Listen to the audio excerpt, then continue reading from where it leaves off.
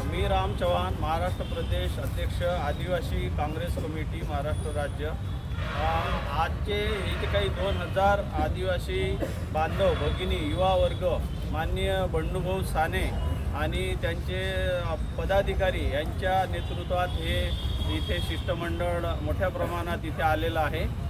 पहिल्यांदा माननीय आयुक्त मॅडम निधी पांडे मॅडम यांच्याकडे हे शिष्टमंडळ सकाळपासून इथं बसलेलं होतं।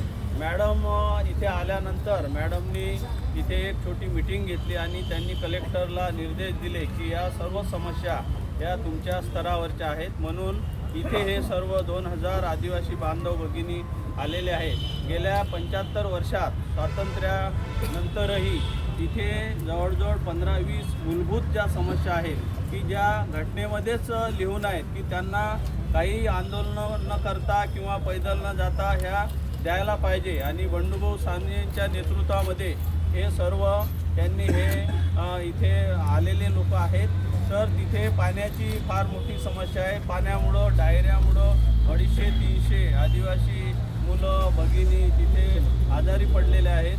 तिथे हा शासन निर्णय असताना त्यांना शेती मिळालेली नाही, शेती मिळायला पाहिजे, MREGSचे पैसे मिळालेले नाही, अशा सर्व समस्या घेऊन इथे आलेले आहेत। आता माननीय कलेक्टर साहेब यांना भेटणार आहेत आणि शांततेच्या मार्गाने हे सर्व लोक इथे जमलेले आहेत। कुठला हल्लागल्ला नाही, काही नाही, नारे नाही, आणि ह्या समस्या आता चर्चेला तिथे करून ह्या समस्या सुटतील।